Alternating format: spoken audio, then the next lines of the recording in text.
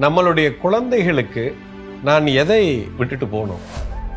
நான் பட்ட கஷ்டம் என் பிள்ளைங்க படவே கூடாதுப்பா, என் பிள்ளை கஷ்டப்படாமல் நல்லா இருக்கணும் சாகிற வரைக்கும் அப்படின்னு அவனுக்கு நிறைய சொத்து சேர்த்து வைக்கணும். இது உங்களுடைய பெரிய கனவு.